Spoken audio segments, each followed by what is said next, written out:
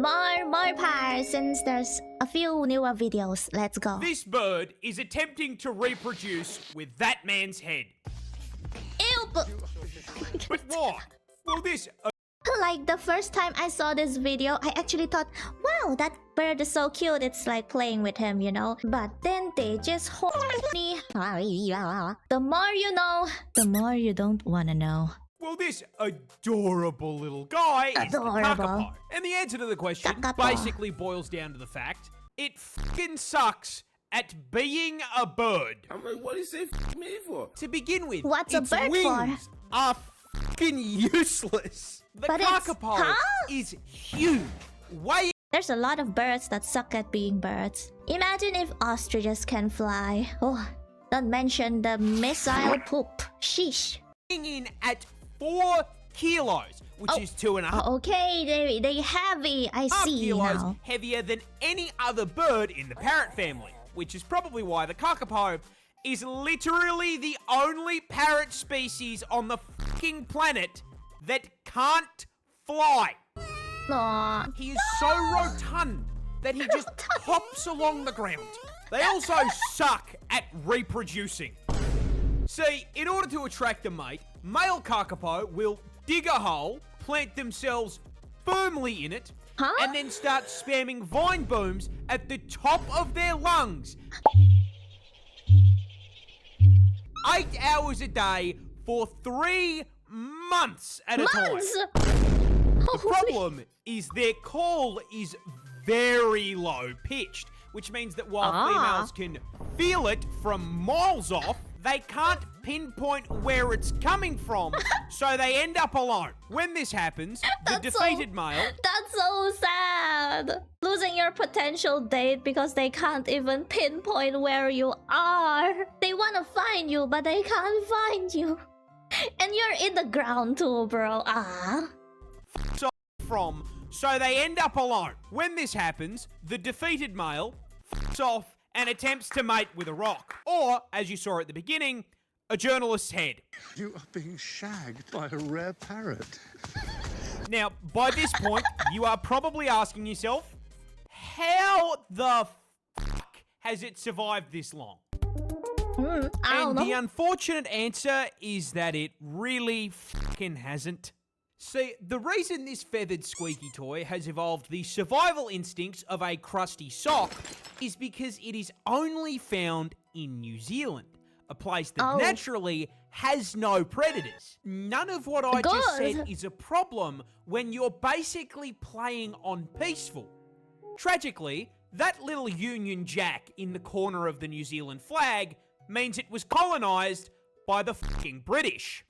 So suddenly, there are cats, dogs, and early on, people trying to turn the poor thing into a KFC bucket, and its only defensive mechanism is standing still.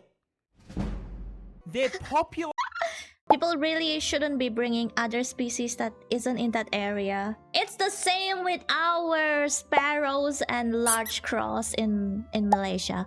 We don't have those before, but now it's everywhere. The sparrows are invading my house. Help! Population dropping still.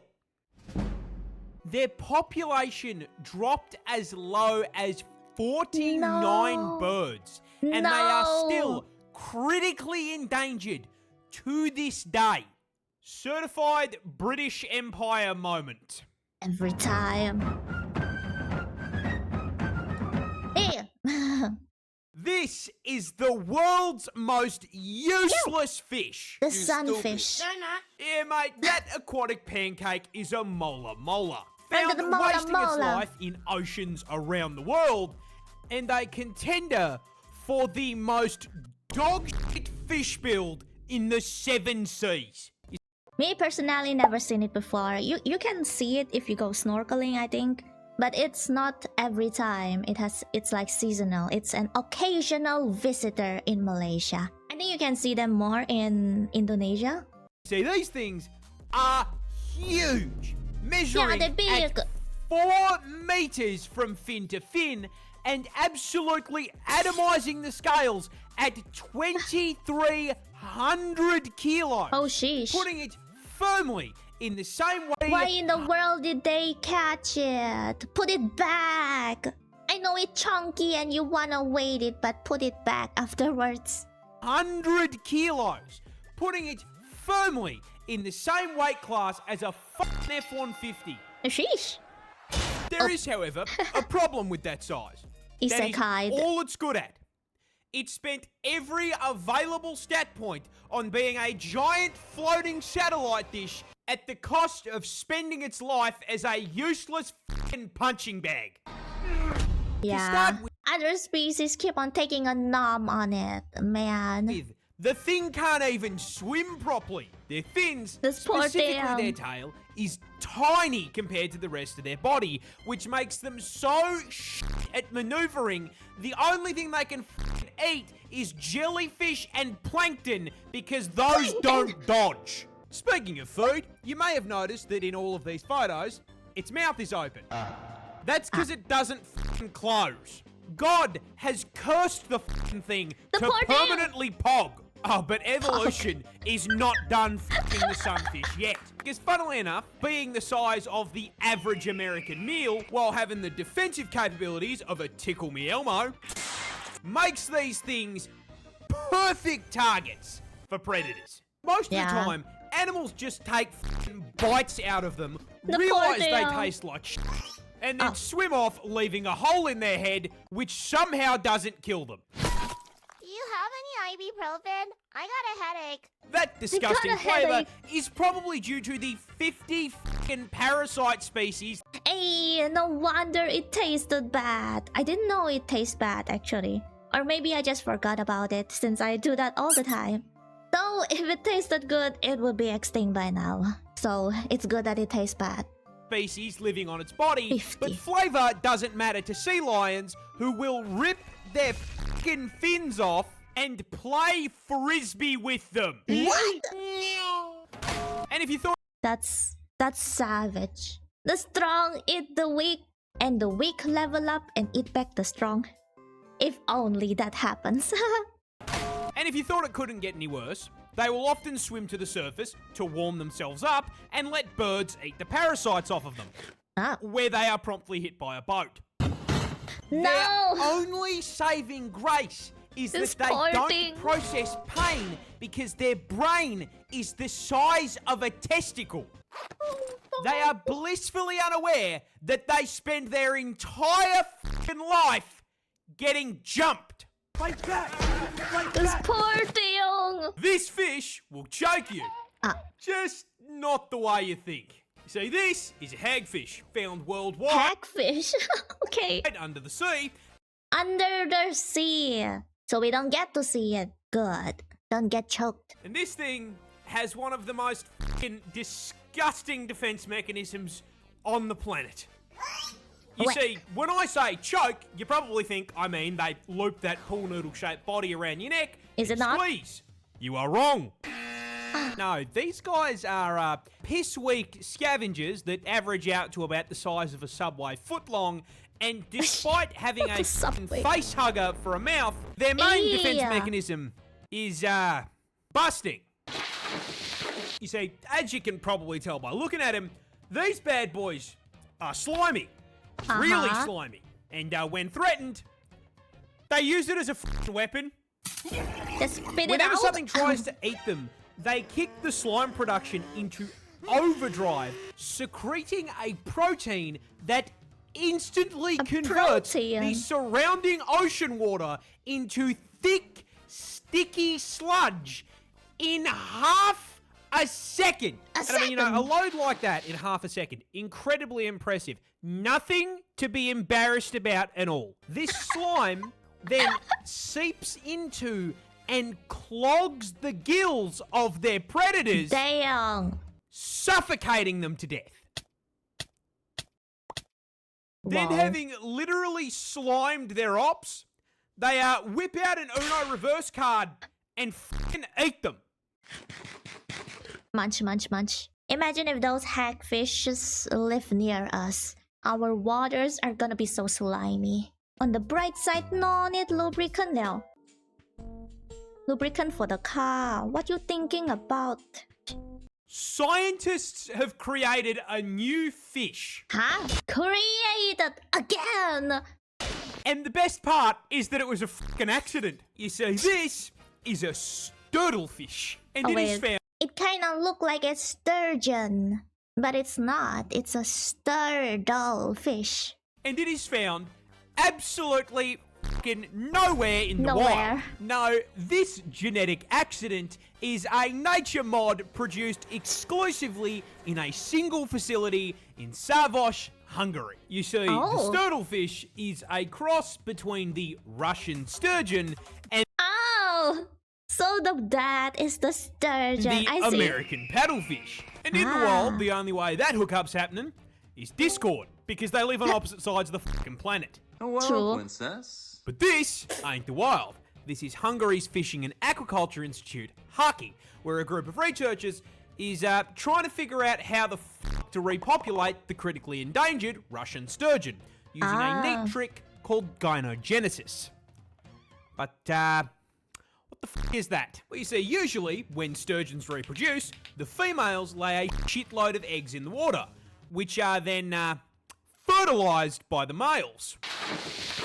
This fertilization requires two of the same species to tango, with 50% of the offspring DNA being contributed from the egg and 50% from the source.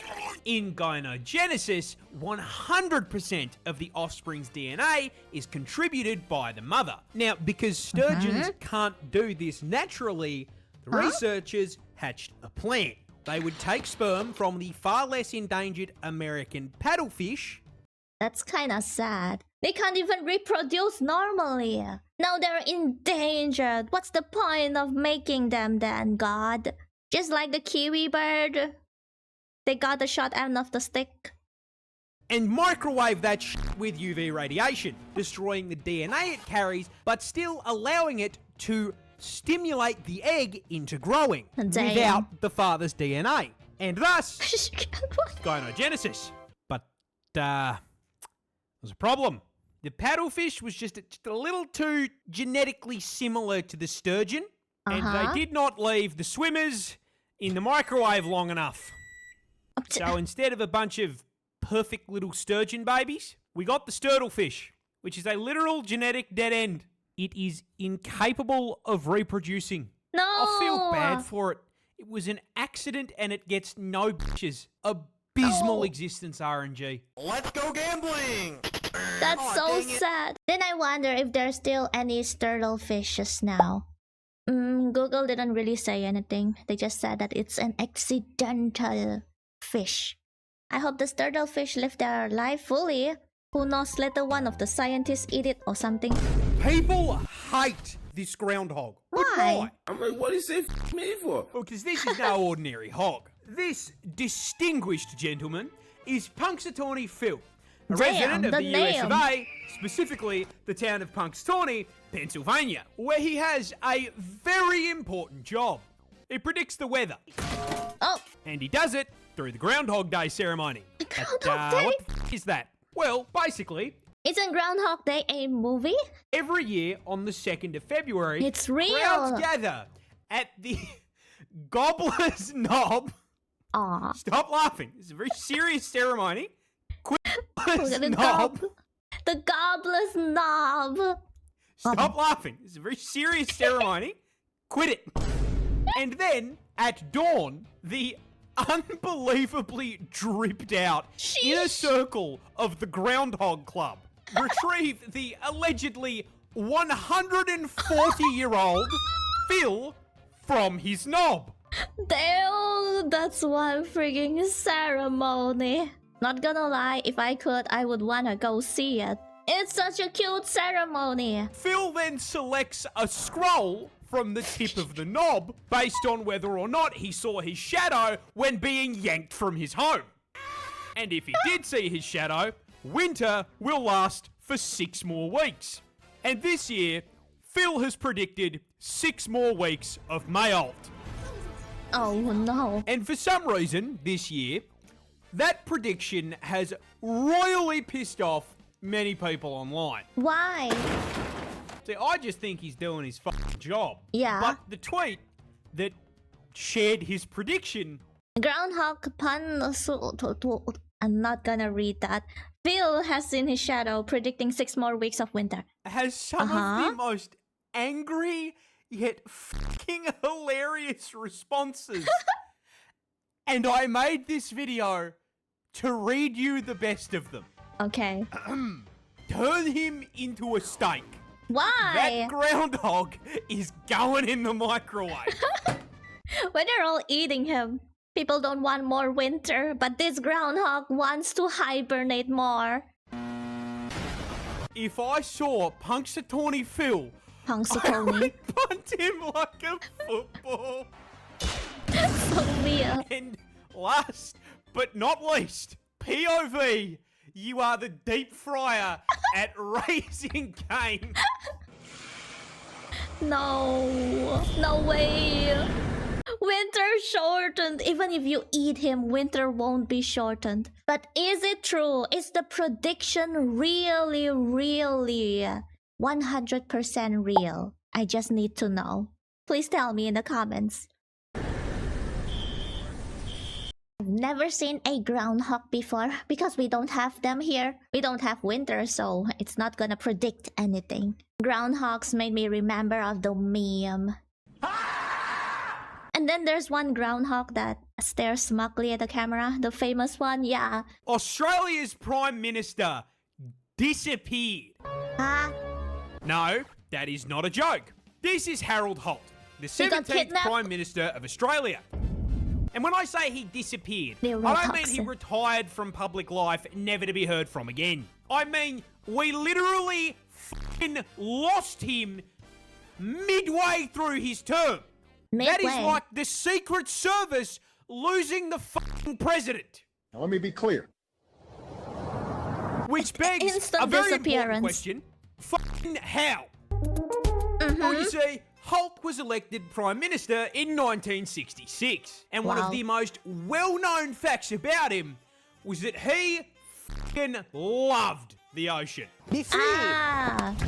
Which is why So the ocean kidnapped him. Did they ever found him though? on December 17th, 1967, while taking a day off from leading Spider Island, Holt convinced his mates to shop for a cheeky His drivers are a snake and a kangaroo. Lore accurate. swim before they went out to lunch. And so they pulled into Cheviot Beach in Victoria. Now on that day, the ocean was, putting it lightly, fucked. And so why is he all there? of Holt's friends warned him that maybe visiting Nemo today was a bad idea. Holt responded, and I quote, I knew it. "I know this beach like the back, of, my hand. Hopped into the water and started swimming away from the shore. And he kept swimming. Further That's a red and flag. further. You don't say that. Yeah, right, mate. That's far enough. You can come back now. The famous last words. Wait, where the f*** is he? Well, Yeah, they completely lost sight of him. Because the Prime Minister was f***ing gone. This caused the leaderless Australian government to themselves and start playing Where's Holto? I am under the water. Search and Under the rescue water. teams scoured the coast for weeks and came up with absolutely nothing. f***ing nothing. Huh? Not even a body. I guess the current was too strong and he went into the depths of the ocean floor. Maybe, who knows, at some part of the world they might find him in an island or something, or just under the sea. The poor guy. That's why you don't say the famous last words. That's why you listen to your snake friend and your kangaroo friend. The sitting Prime Minister had vanished without a trace. Some conspiracy theorists say he got picked up by a submarine. The odds are he drowned. But Maybe most he importantly, did. with the tragic loss of our nation's Prime Minister at sea, how did we choose to commemorate the man who was clapped by the Memorial? ocean? The clap by the ocean. I'm glad you asked that question, because we We named a fucking swimming pool after him. Bro! Why? Octopuses bleed blue. But why? Again. Why are you blue? Well, Why actually, are you it's blue? not just octopuses. If you lined up Gary, Larry the Lobster, and Mr. Krabs, you will find that all of them bleed Gatorade. But the ocean isn't blue. It's just a reflection. So why everyone blue? Now, this isn't just for aesthetic purposes. Running what appears to be Aesthetic. blended up smooth through their veins actually serves an important purpose. And to learn what that is, we gotta talk about your blood. Moving! Corn chestnut from where the blood flows. Talk about your blood. You see, your circulatory system is based on iron. Iron is used to produce hemoglobin, which in turn carry oxygen around the body, allowing for you to, exist. And when iron is exposed to oxygen, it oxidizes and goes red, which is why when you get shanked, sprays out tomato sauce. Now here is the fun part. The cast of SpongeBob don't run on iron. Their circulatory system is based on copper. So rather than hemoglobin, the copper creates hemomyosin to cart the oxygen around. And as anyone who's ever seen the Statue of Liberty can attest, when copper oxidizes, it turns blue.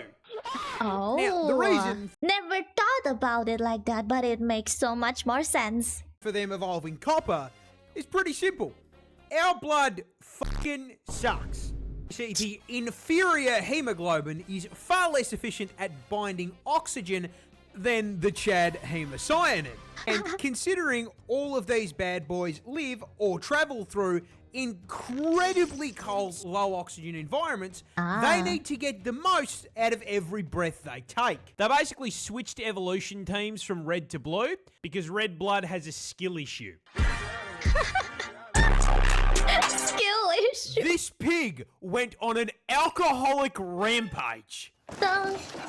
No, that's not clickbait. This really happened, and as with all good drunken rampages, our story takes place in fucking Australia. More specifically, Again. it starts in the middle of fucking nowhere, WA, where a couple blokes were out camping. And as any good Australian would, these lads brought with them the camping essentials. Let's see here, we've got beer. swags, box of snags from Woolies, Yes. and most important of all, beers. Yeah.